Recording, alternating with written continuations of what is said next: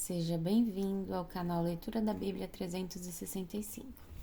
Hoje nós vamos continuar no dia 19 de maio, que é o dia 139.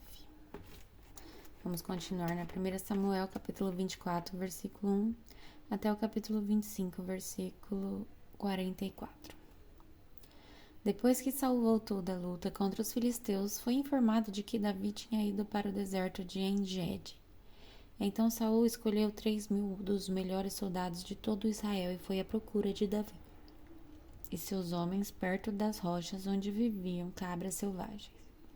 No lugar onde a estrada passava por alguns currais, Saul entrou numa caverna para fazer suas necessidades. Aconteceu, porém, que Davi e seus homens estavam escondidos no fundo daquela mesma caverna. É sua oportunidade, disseram os homens de Davi para ele. Hoje o Senhor lhe diz: certamente entregarei o inimigo em suas mãos para que faça com ele o que quiser. Então, com todo cuidado, Davi se aproximou e cortou um pedaço da borda do manto de Saul.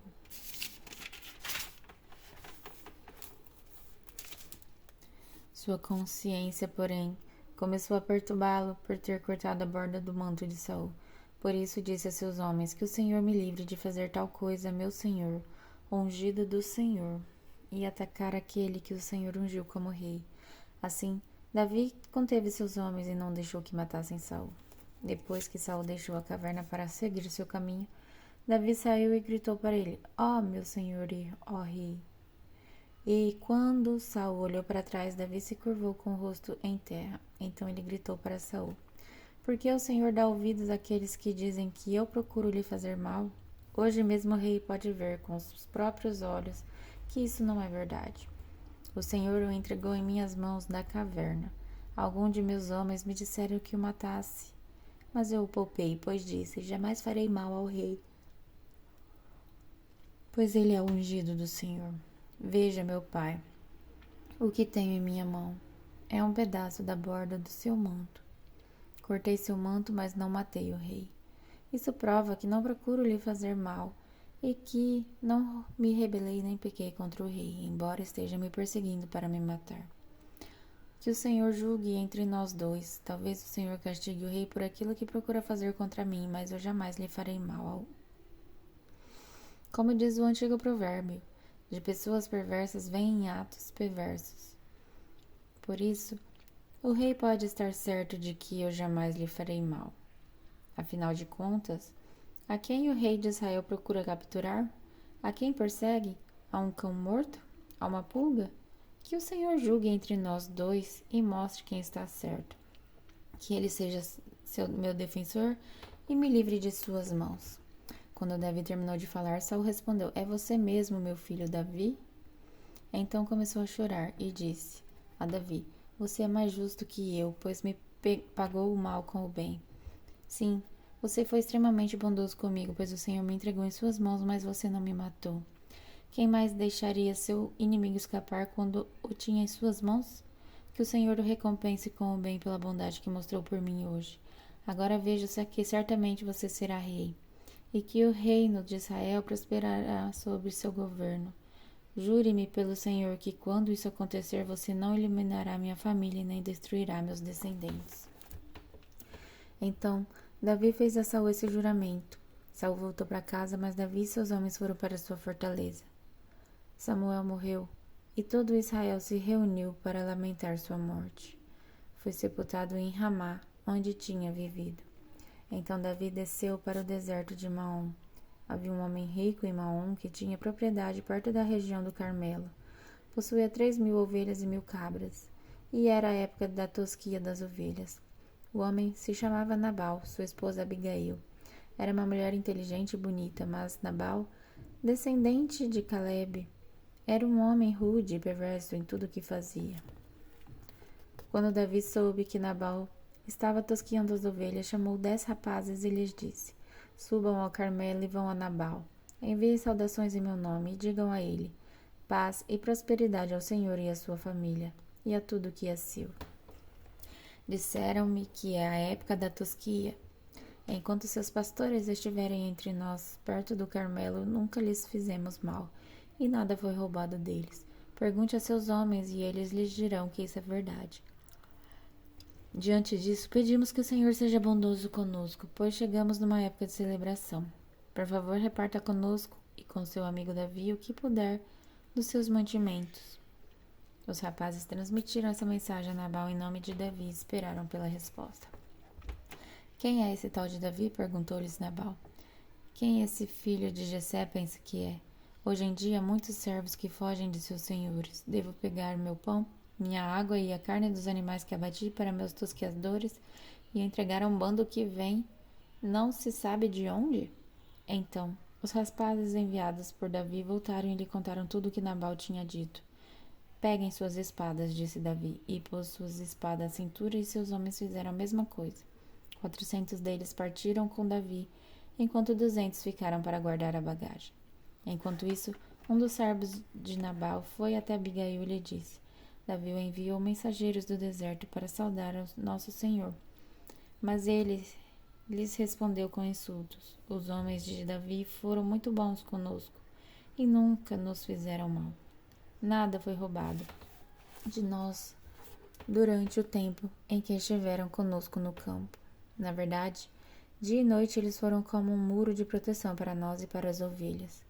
É bom que a senhora leve esses fatos em consideração e resolva o que fazer, pois haverá problemas para o nosso senhor e para toda a sua família. Nabal é um homem tão cruel que ninguém consegue conversar com ele. Sem perder tempo, Abigail providenciou 200 pães, 2 vasilhas de couro cheias de vinhos, 5 ovelhas preparadas, 5 cestos de grãos tostados, 100 bolos de passas, 200 bolos de figo.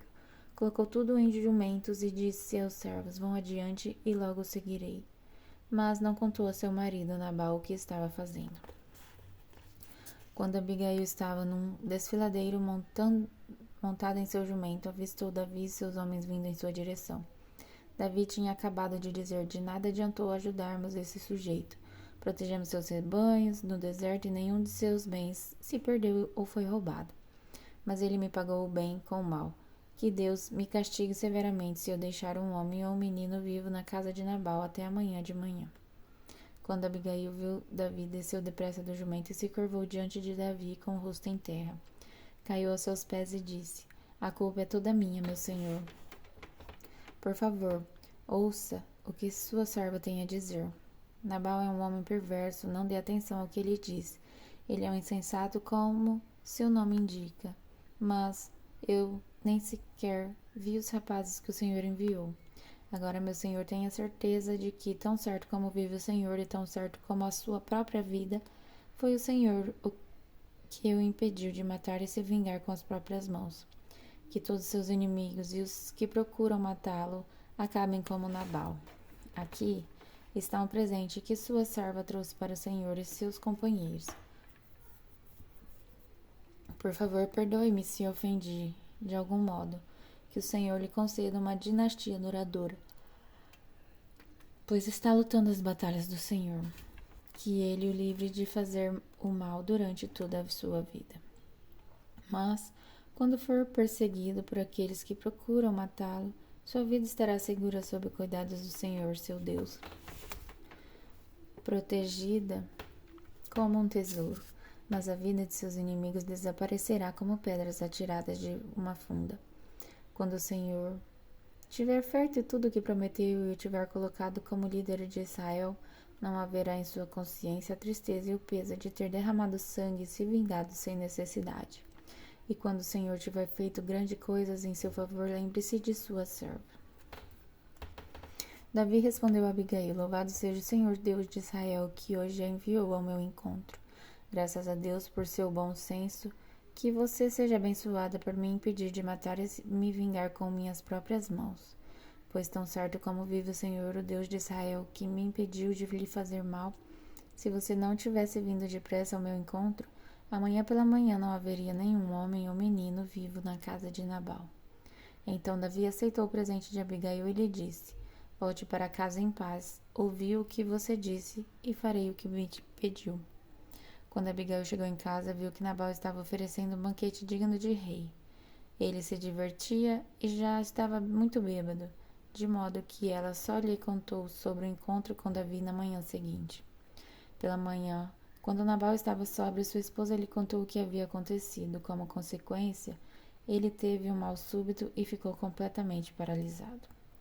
Passados cerca de 10 dias, o Senhor o feriu e ele morreu. Quando Davi soube que Nabal estava morto, disse: Louvado seja o Senhor, que vingou o insulto que recebi de Nabal e me impediu de fazer o mal. O Senhor retribuiu a Nabal o castigo por seu pecado. Então Davi enviou mensageiros a Abigail para pedir que se tornasse sua esposa. Quando os mensageiros chegaram ao Carmelo, disseram a Abigail: Davi mandou buscá-la para que se case com ele. Ela se curvou com o rosto em terra e respondeu: Eu, sua serva, ficarei contente em me casar com Davi, e como uma serva, lavar os pés de seus servos. Sem demora, Abigail montou num jumento e, levando consigo 5 moças que a serviam, voltou com mensageiros de Davi, e assim se tornou esposa dele. Davi também se casou com Ainoã de Jezreel, e ambas foram suas esposas. Nesse meio tempo, Saul tinha dado sua filha Mical, esposa de Davi, a um homem de Galim chamado Palti, filho de Laís. Agora em João capítulo 10, versículo de 22 a 42. Era inverno e Jesus estava em Jerusalém na celebração da festa da dedicação.